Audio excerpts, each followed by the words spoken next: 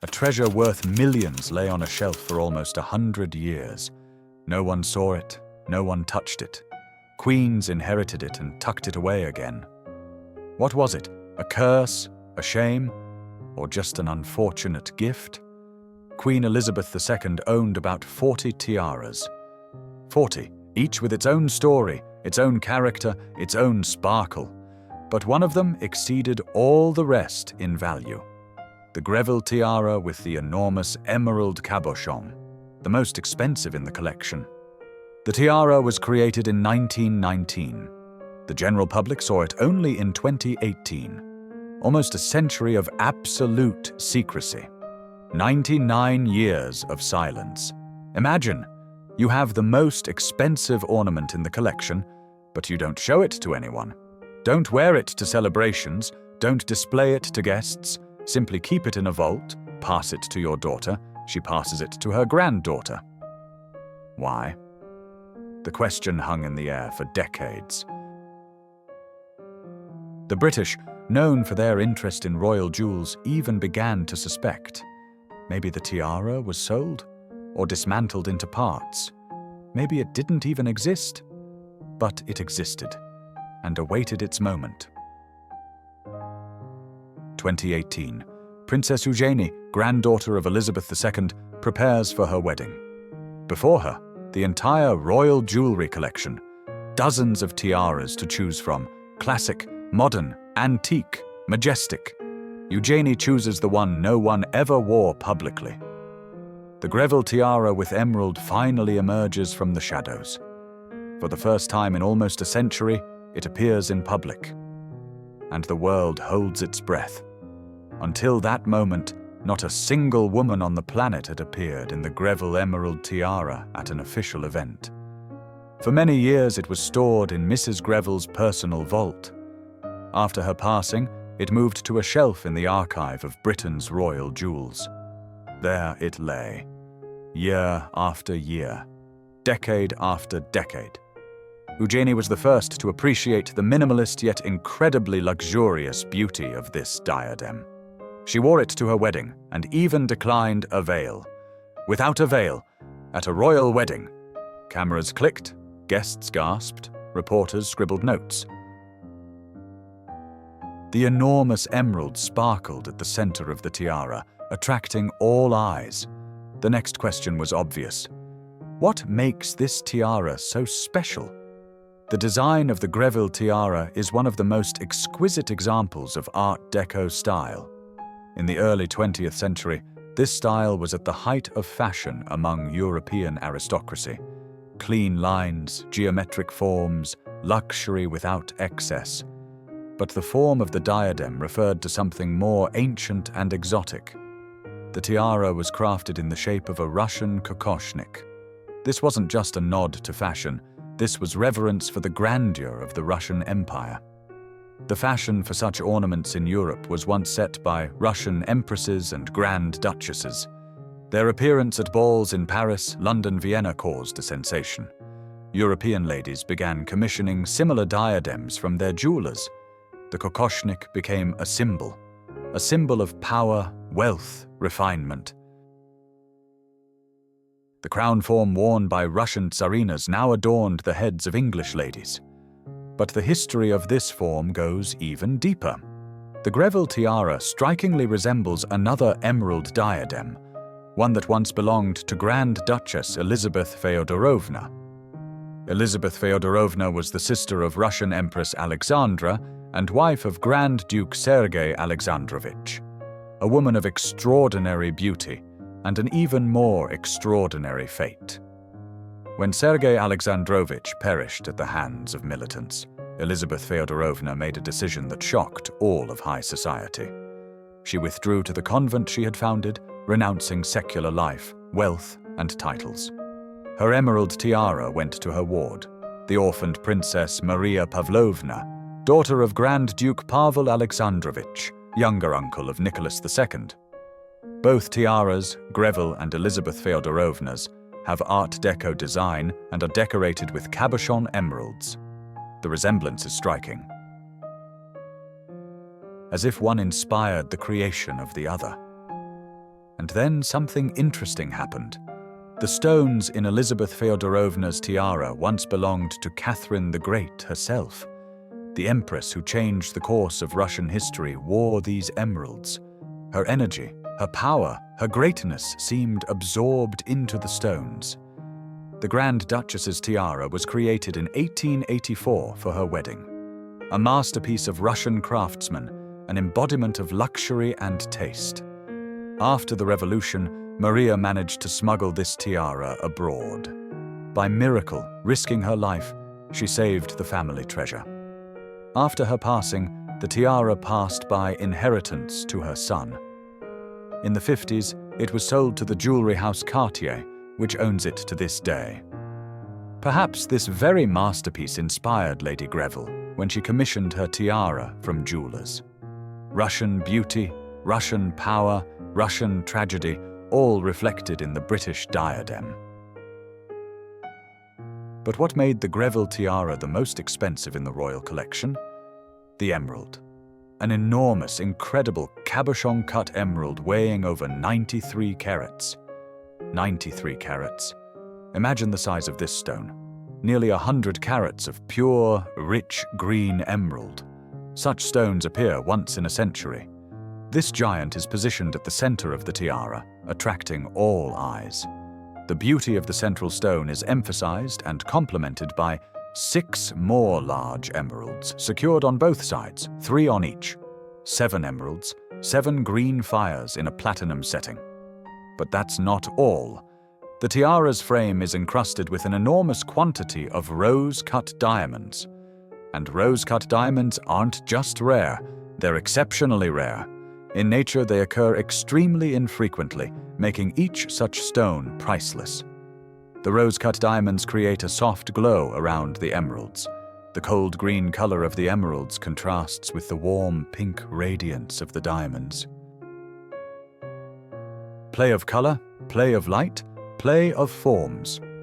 The distinctive feature of the Greville tiara is that it forms an almost complete circlet. The diamond-decorated branches nearly meet in back. This gives the diadem a luxurious, finished appearance and significantly increases the quantity of precious stones in the construction. More stones, higher value. More craftsman's work, higher price. More complex design, more expensive piece. The most expensive tiara of the British royal family. Without exaggeration, without stretching the truth. And here arises the next question. Where did Lady Greville get such an emerald? Margaret Greville, a name known throughout Britain in the early 20th century. Famous socialite, philanthropist, friend of queens. But her background was scandalous. Margaret was the illegitimate daughter of an English millionaire brewer and his favorite, a cook.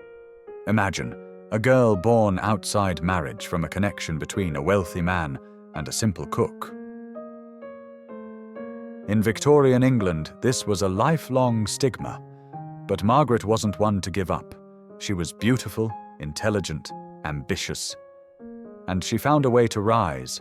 Margaret married Ronald Greville, an English military man from a good family. 5 years after the wedding, Ronald became a member of Parliament. The doors of high society began to open. Father's wealth provided means. Husband's connections provided access. Margaret's own intelligence and charm did the rest. Soon she became one of London's most famous ladies.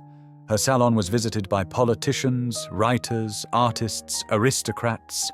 Lady Greville moved in the highest circles of English society. And here a new character enters this story.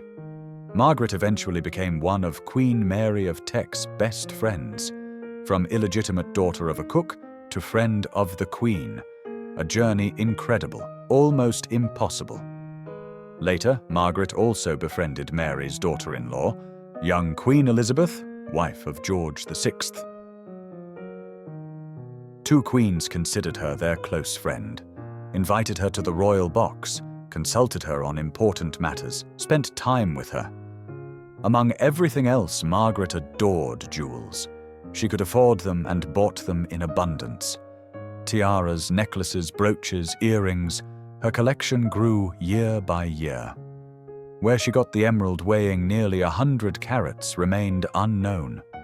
Perhaps a gift from her father, perhaps a find at auction, perhaps inheritance from a distant relative. For what occasion she commissioned the tiara in 1919 is also a mystery. It's known only that the work was performed by craftsmen of the famous Boucheron company, but the most important part lay ahead. Margaret and Ronald's marriage was long but childless. Years passed, but no heirs appeared. Lady Greville had no one to leave her accumulated treasures to. She looked at her jewelry collection and understood. After her passing, all this could be sold off, dismantled, lost. Years of collecting, careful selection, joy from each acquisition, everything could vanish in an instant. Margaret made a decision. Shortly before her passing, she wrote a will. According to it, all her jewels after her departure were to go to her friend, Queen Elizabeth, who would later become known as the Queen Mother. In 1942, members of the British royal family received Lady Greville's casket. They opened it and gasped. The contents were stunning. Marie Antoinette's necklace, an ornament once worn by the Queen of France before her tragic end. Antique diamond earrings, each of which could become the centerpiece of a separate collection. A ruby necklace from Boucheron, sparkling with bloody fire.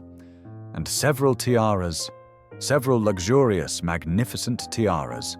Among them was a diadem with an enormous emerald. The most expensive, the most impressive, the most mysterious. The real turning point came later. Queen Mother Elizabeth received her friend's treasures with gratitude. She understood the value of the gift. She valued Margaret's friendship. She admired the beauty of the jewels. But she never wore the emerald tiara. Not once in all the years of ownership. Not to a single official appearance, not to a single reception, not to a single ceremony. Photographs captured an important moment. The Queen Mother preferred taller tiaras with more varied designs. The Greville diadem was too low, too wide, too unusual for her taste. Or was it something else? Maybe she knew something about the emerald's origin. Maybe some story connected to the tiara kept her from wearing the ornament. We'll never know. After the Queen Mother's passing, the Greville tiara with emerald passed by inheritance to her daughter, Queen Elizabeth II. And Elizabeth II also never wore this diadem. Never. Through decades of reign, through hundreds of official events, through thousands of public appearances, not once. She had about 40 tiaras. She wore many of them regularly, but not this one. Apparently, she didn't like it, or it didn't suit her style, or it simply didn't inspire a desire to wear it. The British, actively interested in their monarch's jewels, began building theories. Maybe the tiara was sold, maybe dismantled into parts, maybe the emerald was given to a museum. Rumors multiplied. Assumptions became increasingly fantastic. Some even spoke of a curse. Supposedly the tiara couldn't be worn, or misfortune would strike. It seemed the treasure had vanished from history forever. The most expensive tiara of the royal collection became a ghost, a myth, a legend. But fate had a surprise in store. 2018. Princess Eugenie chooses a tiara for her wedding. Before her, the entire royal collection. Grandmother Elizabeth is ready to provide any diadem the granddaughter wants, choose any, wear any. Eugenie considers the options: classic tiaras with diamonds, modern diadems with pearls, antique crowns with sapphires.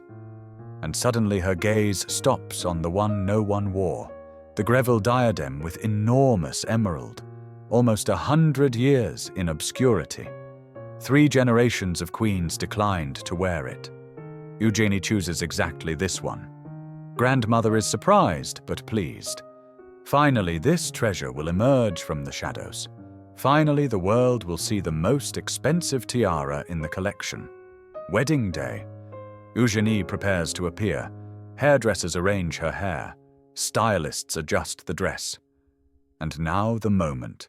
The tiara is positioned on the princess's head. The enormous emerald sparkles at the center. Rose-cut diamonds create a soft radiance. The platinum circlet closely embraces the hairstyle. Eugenie looks in the mirror and makes a decision that shocks everyone. She declines the veil. Without a veil, at a royal wedding. This had never happened. But Eugenie is adamant. She decided that the veil would distract attention from the emerald. The tiara must be fully visible, without hindrance, without covering. With the tiara, she wears emerald and diamond earrings. Perfect combination. These earrings were a wedding gift from her groom, Jack Brooksbank. The young man clearly selected them with the tiara's design in mind.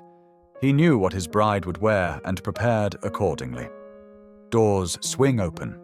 Eugenie emerges. Guests freeze. And now, the truth. Cameras clicked non-stop. Reporters wrote enthusiastic notes.